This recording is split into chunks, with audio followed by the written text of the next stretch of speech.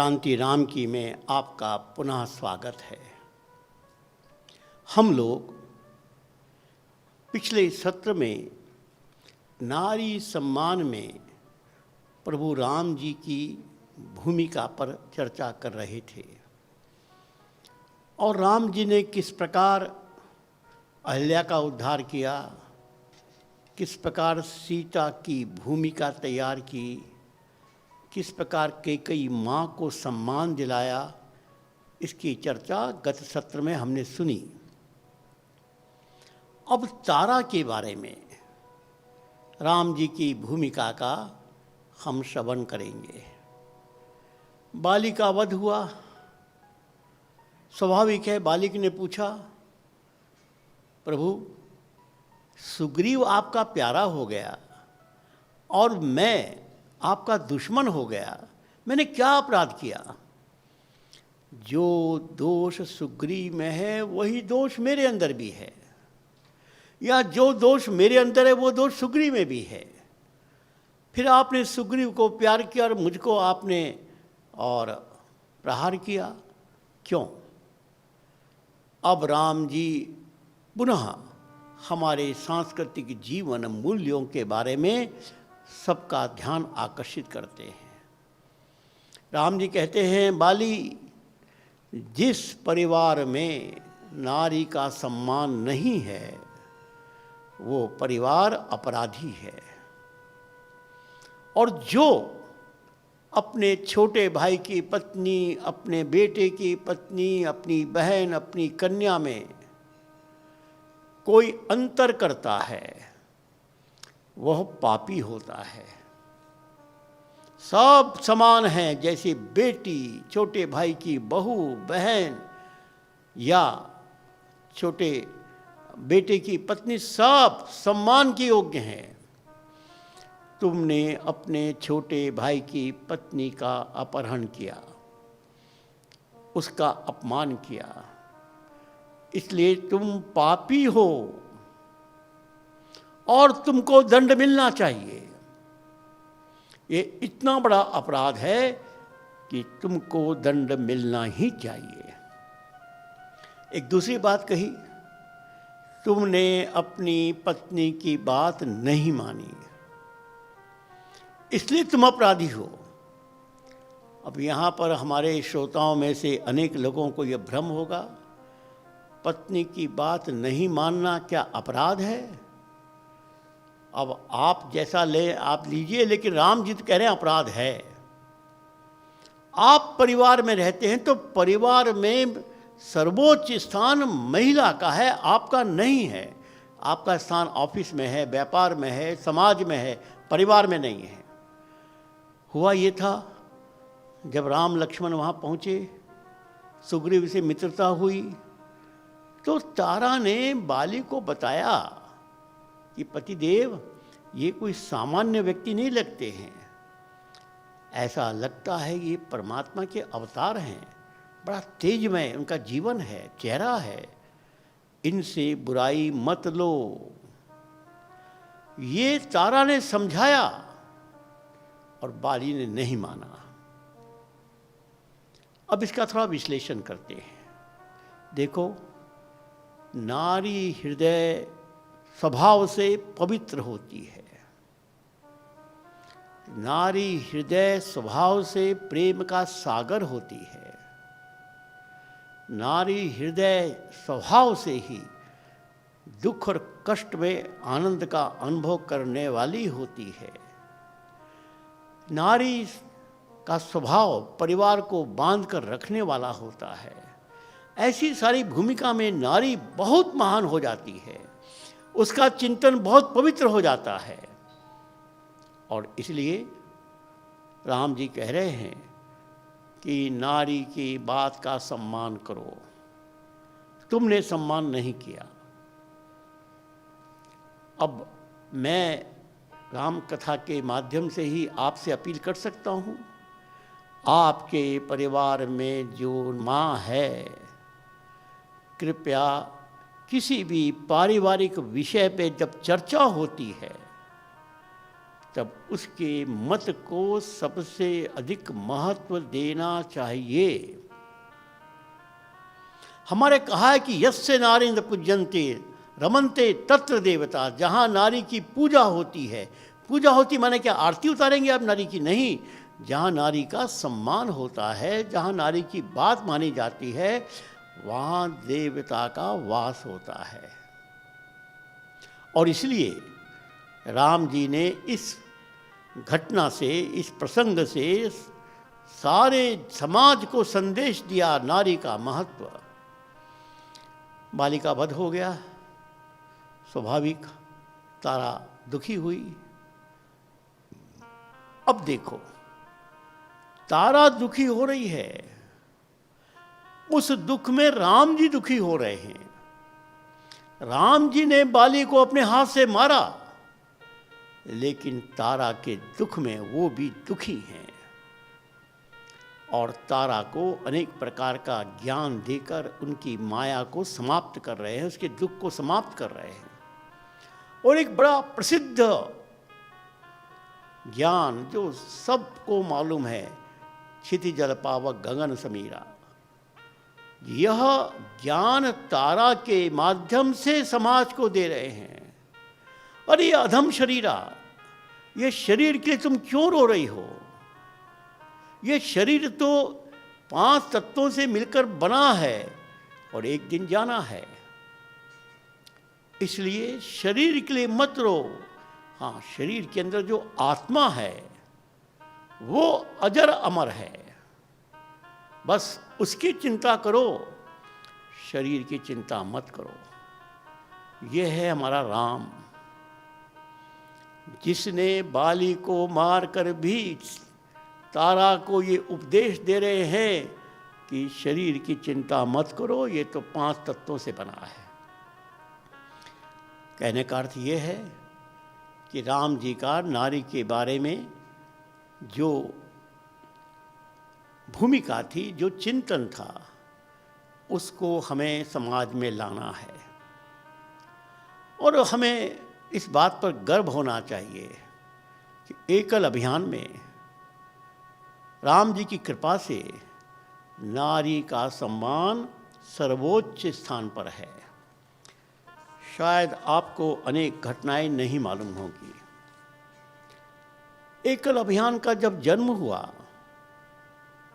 1989 में, दिसंबर में एकल अभियान की प्रारंभ हुआ और 1989 में ही पूजनीय डॉक्टर जी की जन्म शतवार्षिकी थी। हम कुछ प्रचारकों को नागपुर बुलाया गया था, मैं भी उसमें गया था और वहाँ पर चिंतन हुआ कि पूजनीय डॉक्टर जी को 100 वर्ष हो गए, उनके स्वप्न को हमने कितना पूरा किया। क्या कोई ऐसा विषय है जिसमें हम कह सकते हैं कि हिंदू राष्ट्र की ओर हम बढ़े? क्या कोई जिला, नगर, तहसील, गांव है जो डॉक्टर जी के सपने का हिंदू राष्ट्र बन गया? चाहे देश की किसी समस्या पर विजय प्राप्त कर ली? सब लोग चुप हो गए, किसी के पास कोई उदाहरण नहीं था। तो हमारे श्रेष्ठ अधिकारियों ने कहा कि आओ हम लोग आत्मचिंतन करते हैं, आखिर ऐसी स्थिति क्यों बनी? उस आत्मचिंतन में 2 बातें सबके ध्यान में आई और माननीय दत्तोपंत जी ठेंगड़ी वहां थे, उन्होंने पूजनीय डॉक्टर हेडगेवार जी के कुछ संस्मरण सुनाए। वो संस्मरण कुछ पुराने अधिकारियों ने अवश्य सुना होगा, लेकिन अब मेरी आयु के कार्यकर्ता के पश्चात शायद ये संस्मरण सुनाने वाला कोई नहीं मिलेगा। क्यों? क्योंकि एक पीढ़ी चली गई और एक पीढ़ी जाने वाली है। तो मैं इस कार्यक्रम के माध्यम से अपने सब श्रोताओं को मैं वह संस्मरण सुनाना चाहता हूँ जिससे कि पूजनीय डॉक्टर जी का चिंतन क्या था ये ज्ञात हो सके। 1939 में 1939 में पूजनीय डॉक्टर जी के मृत्यु के 1 वर्ष पूर्व वर्धा में उस समय के शीर्ष प्रचारकों की एक बैठक हुई और उस बैठक में पूजनीय डॉक्टर जी उपस्थित थे और सब प्रकार के विचारों का वहाँ मंथन किया गया। संघ की प्रार्थना उसके पूर्व मराठी में थी, वहाँ पर संस्कृत में बनाई गई। संघ के आदेश अंग्रेजी में होते थे, वो आदेश बदले गए, वेश बदला गया, बहुत सी बातों पर मौलिक विचार होकर परिवर्तन किया गया। उसमें डॉक्टर जी से एक प्रश्न लोगों ने पूछा, डॉक्टर जी आपका स्वास्थ्य तो चिकित्सकों ने हम लोगों को बता दिया है, बहुत दिन आप हमारे बीच में नहीं रहेंगे, क्योंकि डॉक्टर जी को जो बीमारी हुई थी उसमें चिकित्सकों ने कहा कि बहुत अधिक इनका जीवन नहीं चलेगा, और ये 1939 की बात है, 40 में चले गए। तो आपके अनुपस्थिति में जब संघ को 25 साल होंगे, जब संघ को 50 साल होगा, जब संघ को 75 साल होगा, जब संघ के 100 साल होंगे, हम लोग कोई न कोई उत्सव मनाएंगे, आप हमारे बीच में नहीं रहेंगे। कृपया बताइए आपके मन में कल्पना क्या है, कैसे हम ये उत्सव मनाएं? प्रश्न तो बहुत स्वाभाविक था, लेकिन उत्तर बिल्कुल अनपेक्षित था। अब जो मैंने अधिकारियों से सुना मैं वो आपको बता रहा हूँ। डॉक्टर जी ने कहा कि संघ के 25 साल तो ठीक है, चलो कोई बात नहीं, 50 साल भी ठीक है। संघ 75 साल तक रहेगा और संघ के जीवन में शतवार्षिकी मनाई जाएगी? बिल्कुल नहीं, उसके पूर्व संघ समाप्त हो जाना चाहिए। सब लोग चकित हो गए कि डॉक्टर साहब क्या कह रहे हैं। हाँ, मैं डॉक्टर हेडगेवार कह रहा हूं, संघ 50 साल के बाद समाप्त हो जाना चाहिए। लोगों ने पूछा क्या मतलब, ये संघ की शाखा का काम कौन करेगा? डॉक्टर जी ने कहा उस समय सेकेंड वर्ल्ड वॉर की सारी स्थिति चल रही थी और इंग्लैंड और जापान की सारी चर्चा होती थी। वो पूछते थे इंग्लैंड में कौन सी संघ की शाखाएं हैं, क्योंकि चर्चिल ने वहाँ कह दिया था कि हमने फुटबॉल के मैदान में और यह काम कुछ सैनिक प्राप्त किए। तो यदि ब्रिटेन में, जापान में, फ्रांस में वहाँ पर देशभक्ति समाज की स्वाभाविक प्रक्रिया से लोगों को सिखाई जा सकती है तो भारत में क्यों नहीं? और उन्होंने एक उदाहरण दिया। मान लो हाथ में घाव हो जाए, धीरे धीरे घाव भरने लगा, उस घाव पर एक झिल्ली आ गई। उस झिल्ली का नाम राष्ट्रीय स्वयंसेवक संघ है।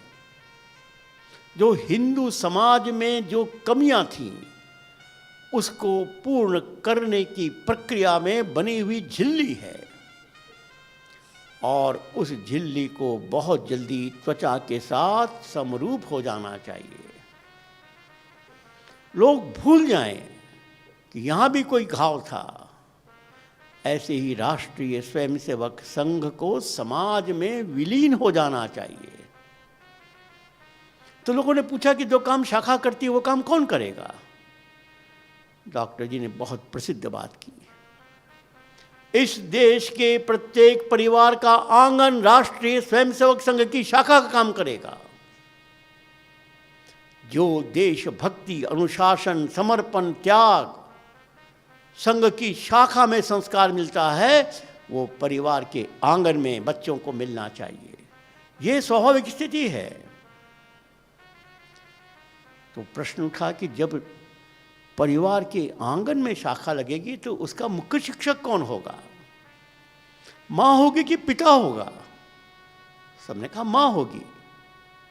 बस ठेंगड़ी जी ने कहा ये हमारी एक कमजोरी पकड़ ली गई। हमारे संगठन में पुरुष कार्यकर्ताओं की इतनी बड़ी संख्या, लेकिन उन कार्यकर्ताओं के परिवार की महिलाओं की सक्रिय भागीदारी। वहां पूछा गया कि बताओ, दिल्ली में 1000 शाखाएं हैं और मुख्य शिक्षक स्तर के लोग इकट्ठा करें तो 2000 लोग आएंगे, और उनसे पूछा जाए कि बताओ कितने लोग ऐसे हैं जिनके परिवार के घर में बेटी, बहू, माँ, पत्नी, किसी ने भी संघ विचार परिवार के किसी संगठन में सक्रिय दायित्व लिया है, तो बताओ कितने लोग हाथ उठाएंगे? सबने कहा 3 से 4% से अधिक नहीं। ये दिल्ली के बारे में बताया, बाकी तो और भी कम। तो फिर ठेंगड़ी जी ने कहा जब डॉक्टर हेडगेवार के 100 वर्ष हो जाने के बाद आज भी हमारी ये स्थिति है, तो फिर परिवर्तन की आशा क्यों करते हो? अरे समाज परिवर्तन तो परिवार से शुरू होता है, और परिवार में परिवर्तन की वाहक माँ होती है, और माँ हमारे संघ आंदोलन में 2-3% भी नहीं है, तो क्यों आशा करते हो? फिर दूसरा प्रश्न उठा धर्मांतरण का, हिंदू समाज की रक्षा का। उस समय भी बाकी सब संकट थे, इमरजेंसी हटी थी और अनेक प्रकार के देश में आंदोलन चल रहे थे। तो उन्होंने कहा कि इन आंदोलन में कौन सा वर्ग सबसे आगे बढ़ता है? तो सबने कहा इस देश का गरीब समाज, जिसको SC, ST, OBC, जनजाति समाज, अनुसूचित समाज। तो प्रश्न आया कि इस समाज में हमारी पैठ कितनी है, हमारी शाखाएं कितनी हैं? वहां पर भी सब चुप हो गए।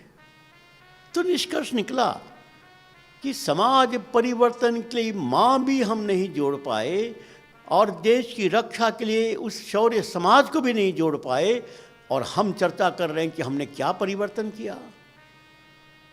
तो इस आत्मनिरीक्षण के पश्चात वहाँ पर 2 प्रयोगों को मान्यता दी गई। उस समय तक सेवा भारती शुरू हो गई थी, और दिल्ली में, बेंगलोर में सेवा बस्तियों में सेवा के काम चल रहे थे। तो सेवा भारती को अधिकृत मान्यता मिली, और छोटे छोटे गांव में रहने वाला ये शौर्य समाज के लिए वनवासी कल्याण आश्रम और एकल अभियान को दायित्व मिला।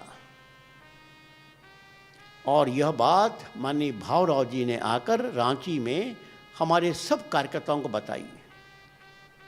जब उनसे पूछा गया कि एकल अभियान आपके ही आह्वान पर शुरू हुआ, आपकी अपेक्षा क्या है?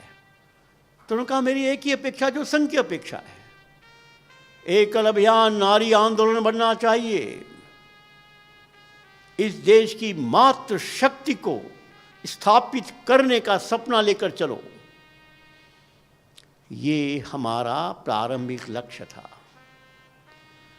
हम लोगों ने अपने ढंग से काम तो किया, लेकिन हमको नहीं पता था कि राम जी हम पर कैसी कृपा करेंगे। आज 31 वर्ष के बाद हम गर्व कर सकते हैं कि एकल अभियान नारी का आंदोलन बन गया है। हमारे 1 लाख एकल विद्यालयों में 70% आचार्य बेटियां हैं। विद्यार्थियों में 50-51% बेटियां हैं। ग्राम समितियों में 70-72% महिलाएं हैं। और इतना ही नहीं, नगर संगठन में भी महिलाएं पुरुषों से अधिक सक्रिय हैं। और पहाड़ क्षेत्र में ये हिमाचल, जम्मू कश्मीर, उत्तराखंड, उधर दार्जिलिंग या सिक्किम, इन सब क्षेत्रों में तो महिलाएं पुरुषों से इतनी अधिक हैं कि जब मेरा वहाँ प्रवास हुआ हिमाचल में, अंचल सम्मान कार्यक्रम चल रहा था, लगभग 8-10 हज़ार लोग आते थे। और मुझे आश्चर्य होता है कि 8-10 हज़ार लोग मेरे सामने बैठे हैं और पुरुषों को गिनना पड़ रहा है। कितने पुरुष हैं? सब महिलाएं। गांव में भी खेती का काम महिलाएं कर रही हैं और अपने गांव से वहां पर आने का कष्ट भी महिलाएं उठा रही हैं। और पूरी महिलाओं का ही मानो वहाँ राज्य था। हमारे सेवावर्तियों में भी, उत्तर में पहाड़ी क्षेत्र, दक्षिण में तमिलनाडु, केरल, वहाँ सेवावर्तियों में महिलाओं की संख्या अधिक। क्यों? क्योंकि हमने महिला स्वभाव के मन को स्पर्श कर लिया है। महिला स्वभाव के मन लायक काम उनको मिल गया है। अरे बच्चों को प्यार करना, ये महिला का स्वभाव है। अब हमारे 1 लाख विद्यालय में 25, 26, 28 लाख बच्चे, जिनको देखकर कोई भी माँ का दिल पसीज जाएगा। और इसलिए हमने बालकों को शिक्षा के माध्यम से माता बहनों को बहुत बड़ी संख्या में जोड़ लिया। अभी अभी विचार क्रांति की चर्चा आप सबने सुनी होगी। आपको आश्चर्य होगा कि जब मैंने विश्लेषण किया कि इस विचार क्रांति की सफलता का रहस्य क्या है, ये हमारे गांव के कार्यकर्ताओं ने ऐसा कमाल करके क्यों दिखाया। अरे हम लोग तो इतना बोलते हैं, वो कुछ करते नहीं, हम लोग निराश होते हैं। लगभग 30 साल हो गए हम निराश होते होते, और ये 3 महीने में तब ज्ञात हुआ बम्बई, कलकत्ता, दिल्ली, सूरत, इंदौर, ऐसे बड़े बड़े शहरों की माता बहनों ने बहुत बड़ी संख्या में भाग लिया और हमारे कार्यकर्ताओं को टेलीफोन से ही प्यार दिया। अब मेरे पास एक उदाहरण है कि झारखंड, बिहार में बम्बई की माताओं ने जिम्मेवारी ली थी। अब बम्बई की माता बिहार के गांव के कार्यकर्ता को बोल रही है टेलीफोन से कि बेटे तुम कैसे हो। उस कार्यकर्ता ने कभी किसी के मुंह से टेलीफोन पर बेटा शब्द नहीं सुना था। और जब उसको मालूम पड़ा कि मुझे फोन बम्बई से हो रहा है, उसने कभी बम्बई देखा भी नहीं था और बम्बई के बारे में सुना था, लेकिन बम्बई की कोई माँ मुझको बेटा कह रही है और मेरे हालचाल पूछ रही है। बस एक क्रांति हो गई है। जो काम हम 30 साल में नहीं कर पाए, वह काम 3 महीने में करके दिखाया, क्योंकि माताओं ने, बहनों ने इस विचार क्रांति में बढ़कर प्यार बांटा। और इसका उल्टा भी हुआ। जब मैंने बम्बई वालों से पूछा भाई तुम्हारा क्या अनुभव है, अरे श्याम जी मज़ा आ गया, आप तो केवल धन संग्रह की बात करते थे, आप भाषण देते थे, आप ऐसा करते थे, वैसा करते थे, हमको बड़ा बोर लगता था। अब हम गांव के लोगों से बात करते हैं और गांव के लोग कहते हैं कि माँ तुम मेरे घर में कब आओगी। अरे हमारी बेटियों ने शादी के बाद कभी अपने घर में नहीं बुलाया, हमारे बेटों ने कभी नहीं बुलाया, और एक गांव का कार्यकर्ता कह रहा है कि माँ तुम मेरे घर में कब आओगी। हमारे तो आंखों में आंसू आ गए। इतना प्यार। ये प्यार का संबंध माँ बेटे के बीच में स्वाभाविक है। इसने ही कमाल किया। एक और घटना, बहुत पुरानी बात है। पूज्य श्री गुरु जी की बैठक हो रही थी और उसमें हम सब विभाग प्रचारक आमंत्रित थे, हम लोग उपस्थित थे। तो एक विभाग प्रचारक जरा बड़ी आयु के थे, लगभग गुरुजी की आयु के थे, बहुत हंसमुख थे, मजाक करने में बड़े प्रसिद्ध थे। उन्होंने प्रश्नोत्तर में कहा, गुरुजी एक प्रश्न का उत्तर चाहिए। कहा पूछिए। उन्होंने कहा कि एक विद्यार्थी परीक्षा में गया, परीक्षा देकर आया, पिताजी ने पूछा बेटा कैसी हुई परीक्षा? पिताजी बहुत अच्छी हुई। कितने नंबर आएंगे? 100 में 100 आएंगे। कितने सवाल किए? 5 किए। कितने करने थे? 10 करने थे। 10 करने थे, 5 किए और 100 में 100 नंबर आएंगे, क्या मतलब है? क्या ये संभव है? ये प्रश्न गुरुजी से पूछा जा रहा था। सब लोग हंसे कि मामला कुछ और है। तब कहा कि संघ कहता है कि पूरे हिंदू समाज का संगठन करेंगे, 50% महिलाओं को शाखा में प्रवेश नहीं, केवल 50% पुरुषों की शाखा में आप कह रहे हैं पूरा हिंदू समाज का संगठन करेंगे, 100 में 100 नंबर आएंगे, ये कैसे संभव है? सबको लगा कि प्रश्न तो बहुत मार्के का पूछा गया, अब गुरुजी क्या उत्तर देंगे? अब गुरुजी तो गुरुजी थे। उन्होंने उतनी गंभीर वाणी में कहा, किसने कहा है कि संघ में महिलाओं का प्रवेश नहीं?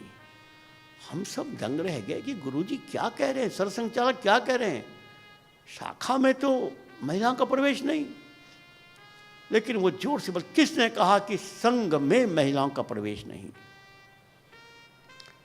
तो लोगों ने कहा गुरुजी समझ में नहीं आया। तो बाद में लगा कि गुरुजी संघ और शाखा में अंतर कर रहे हैं। शाखा में अनुमति नहीं, संघ में अनुमति है। तो उन्होंने बताया, देखो पुरुषों की शाखा मैदान में लगती है, महिलाओं की शाखा घर में लगती है। पुरुषों की शाखा, चूंकि पुरुषों के संस्कार अधिक दूषित हो गए हैं, इसलिए उस पर इंटेंसिव एक्टिविटी करनी पड़ती है, जरा अधिक जोर से काम करना पड़ता है। शाखा में व्यायाम करो, दंड चलाओ, ये करो वो करो। और माता बहनों का संस्कार स्वभाव से देशभक्त धर्म भक्त होता है, उन्हें कोई संस्कार की आवश्यकता नहीं है, केवल याद दिलाने की आवश्यकता है। इसलिए घर में गए, माता जी 1 कप चाय, और डॉक्टर जी कहते थे चूल्हे के पास जाकर संबंध बनाओ, माँ चूल्हे के पास बैठी है, माँ भूख लगी है रोटी चाहिए, भाभी जी 1 कप चाय पीना है। ये 1 कप चाय पीना, ये रोटी खाना, यही तो उनकी शाखा है। अब उस समय ये बात सुन तो ले, लेकिन समझ में नहीं आए कि माताएं बहनों का मन स्वाभाविक रूप से देशभक्ति धर्म भक्ति से भरा होता है, उनको कोई संस्कार की आवश्यकता नहीं, केवल याद दिलाने की आवश्यकता। हमने सुन तो लिया, लेकिन हमको समझ में आया 1975 में, जब श्री गुरु जी नहीं रहे और इमरजेंसी आई। आप में से हो सकता है कि कुछ लोगों ने इमरजेंसी के दृश्य देखे हों, और ये भी हो सकता है कि 45 साल से कम उम्र के लोगों ने तो इमरजेंसी का शायद नाम भी नहीं सुना होगा। इमरजेंसी 1975 में श्रीमती इंदिरा गांधी जी ने लगाई थी, और उस समय संघ के ऊपर बहुत अत्याचार हुआ था। हजारों स्वयंसेवकों को जेल में बंद कर दिया, सारे अधिकारी बंद कर दिए गए, और जेल में पुलिस थाने में बहुत अत्याचार किया। मैं उस समय आगरा का विभाग प्रचारक था, और सत्याग्रह में मुझको भी दायित्व मिला था। बहुत बड़ी संख्या में माताएं बहनें भी सत्याग्रह में गई थी। लेकिन एक नया अनुभव हुआ। इंदिरा जी ने सारे संघ के सक्रिय स्वयंसेवकों को जेल में बंद कर दिया, और एक प्रकार से अंधकार छा गया। कब जेल से छूटेंगे कोई भरोसा नहीं। अब हमारे शाखा माने वाले स्वयंसेवक तो, जिसको अंग्रेजी में डेली अर्नर कहते हैं, सामान्य परिवार के लोग आते हैं और रोज ही कमाते हैं, परिवार चलता है। छोटा मोटा व्यापार करते होंगे, तो उनके परिवारों में संकट खड़ा हो गया, परिवार कैसे चलेगा। तो उनके परिवार की महिलाओं ने परिवार के उपार्जन के लिए कुछ न कुछ काम शुरू कर दिया।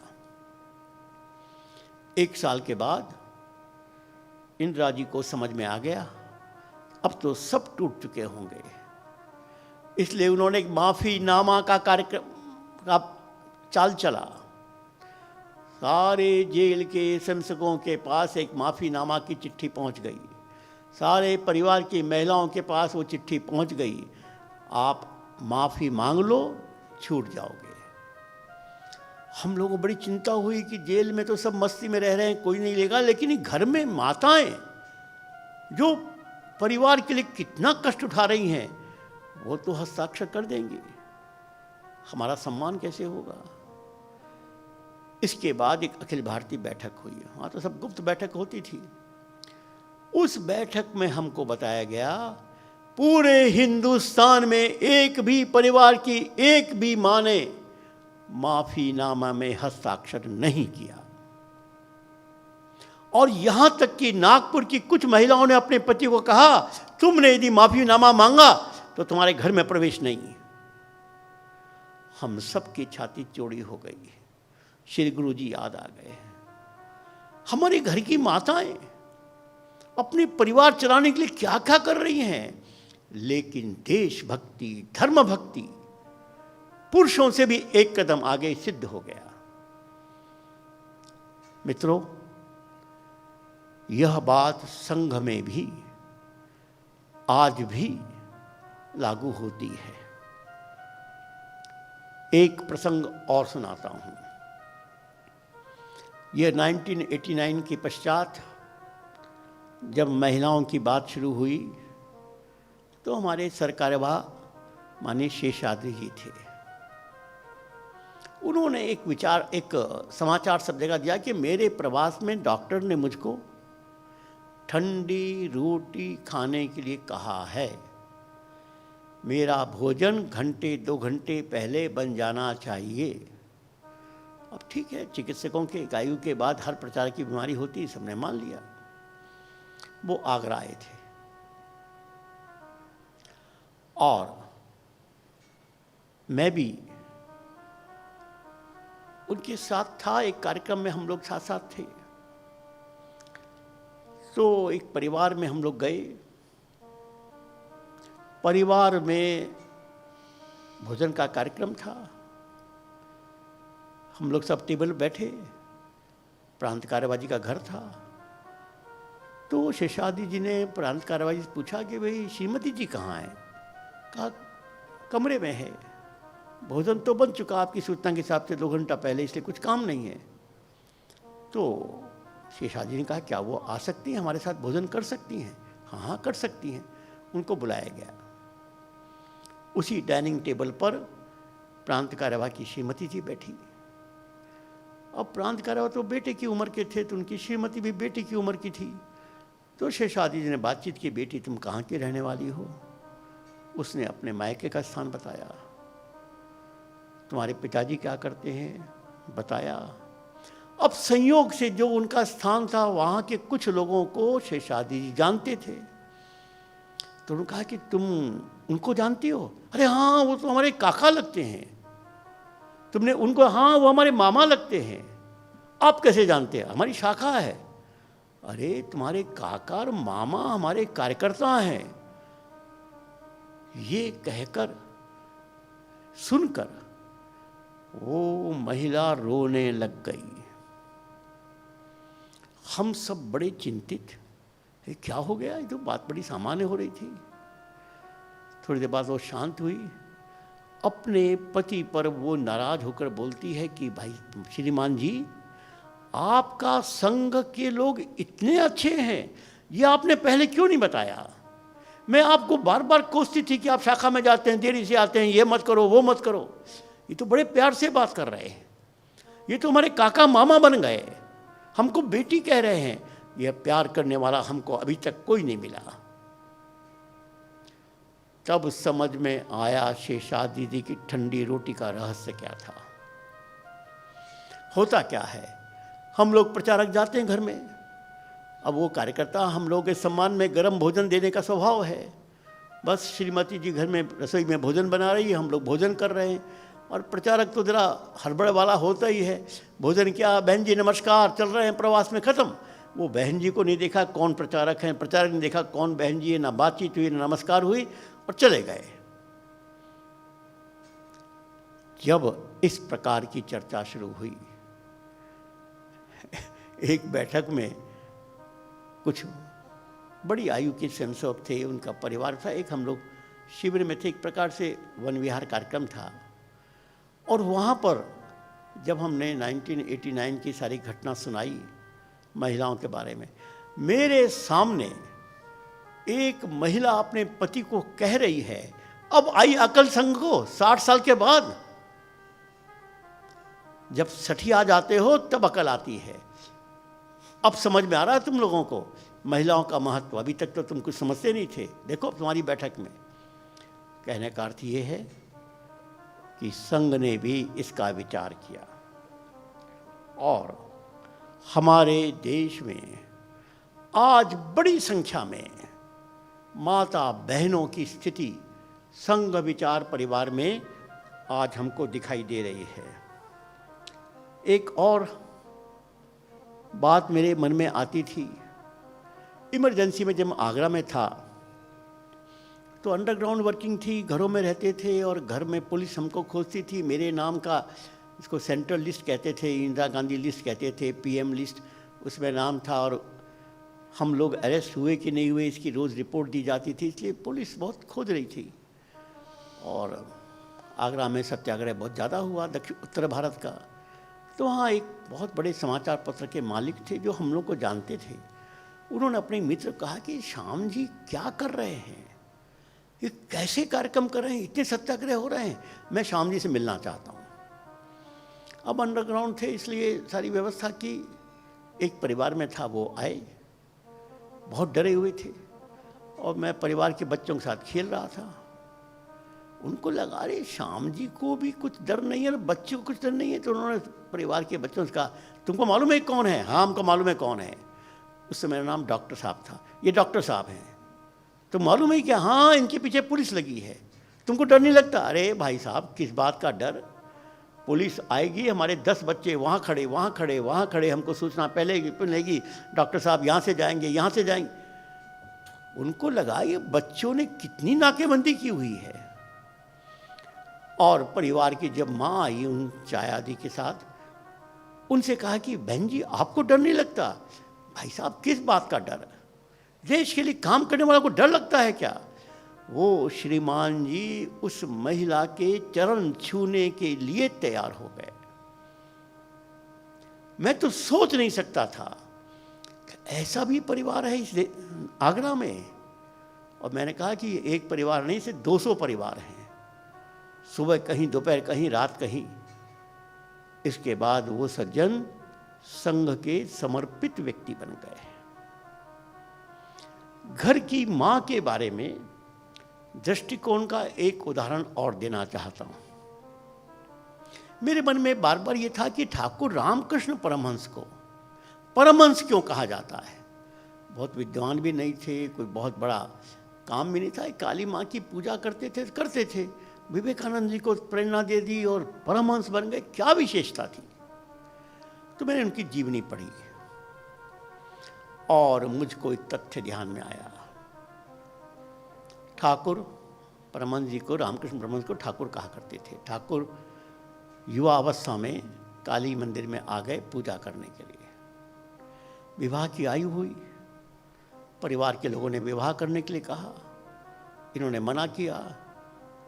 अब उस समय तो कौन मानेगा, माता पिता ने जबरदस्ती विवाह कर दिया। पत्नी नाम शारदा था। पहले ही भेंट में जो ही शारदा रामकृष्ण जी के सामने आती है, ठाकुर दंडवत प्रणाम करते हैं, माँ आ गई, काली माँ आ गई, शारदा माँ आ गई। पत्नी को पहली भेंट में माँ कहने वाला व्यक्ति मुझे इतिहास में दूसरा नहीं पता। वो शारदा माँ बन गई, जीवन भर माँ बनकर रही और ठाकुर उनको माँ ही कहते रहे।